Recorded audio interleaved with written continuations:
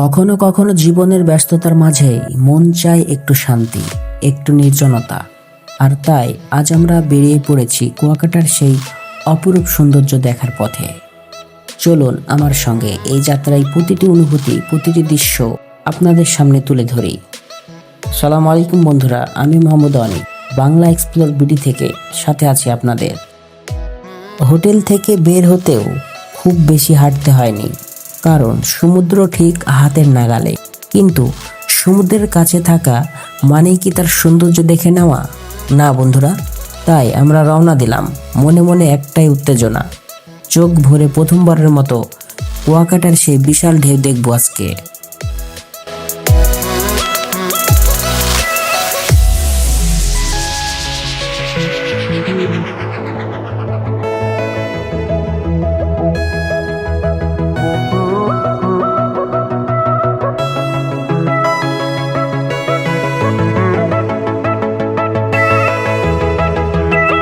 যেতে যেতে চোখে পড়ল শত রঙের দোকান, ঝিনুক, মুক্ত, শাঁখ আর সেই সাথে নানা রকম পোশাক, যেন পুরো রাস্তা ভর্তি রঙের মেলা। কিছু দোকানে থেমে আমরা দুটো পোশাকও কিনে ফেললাম, একটা স্মৃতি হয়ে থাকবে এই সফরের।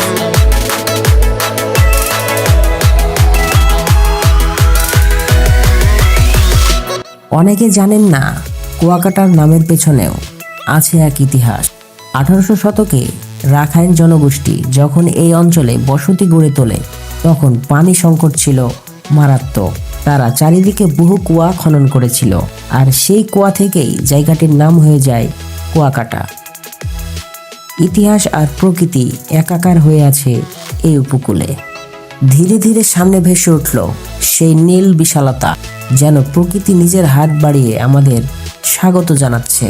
সৈকতে তখন লোকসংখ্যা কম, চারপাশে নির্জন একটা শান্তি। ঢেউগুলো এসে পায়ে লাগছিল, আর সেই মুহূর্তে মনে হচ্ছিল সব শব্দ, সব চিন্তা গলে মিলিয়ে যাচ্ছে এই সমুদ্রের মাঝে। যদিও তেমন ভিড় ছিল না, কিন্তু দূরে দূরে হাজারো মানুষের চলাফেরা। কেউ এসেছে বিশ্রামে, কেউ পারিবারিক ভ্রমণে, আর কেউ এসেছে জীবনের ক্লান্তি ভুলে কিছু সময় প্রকৃতির কোলে কাটাতে। এমন বৈচিত্র্যময় মানুষের সমাগমই কুয়াকাটাকে করে তোলে আলাদা প্রাণবন্ত।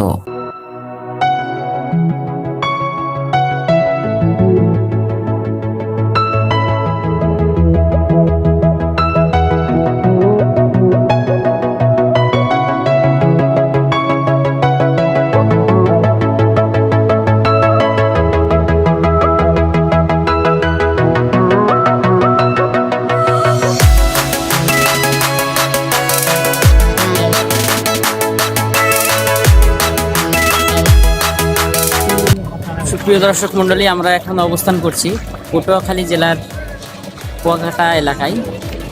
এটি এক সৌন্দর্যের এক লীলাভূমি। আপনারা দেখতে পাচ্ছেন আমার পেছনে কত বড় বড় ঢেউ, সেই ঢেউয়ের শব্দে আমরা মুখরিত হচ্ছি, অনেক আনন্দ পাচ্ছি।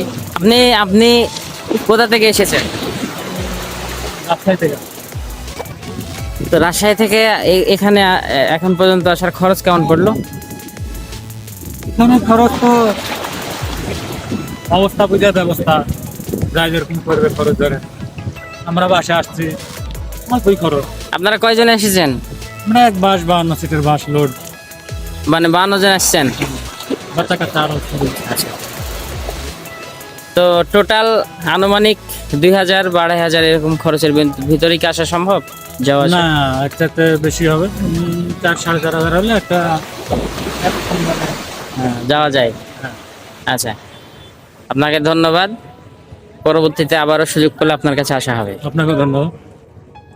কুয়াকাটার বিশেষ সৌন্দর্য হলো এখানে দাঁড়িয়ে আপনি সূর্যোদয় আর সূর্যাস্ত দুইটাই দেখতে পারেন। পুরো বিশ্বে খুব কম সৈকতেই এমন সৌভাগ্য পাওয়া যায়। সকালের সেই লাল সূর্য যখন ধীরে ধীরে উঠতে থাকে, আর সন্ধ্যার সোনালি আলো ঢেউয়ের বুকে ঝিকিমিকি করে, তখন মনে হয় পৃথিবীর সবচেয়ে শান্ত জায়গা হয়তো এটি। এখানকার মানুষ সরল, শান্ত প্রকৃতির।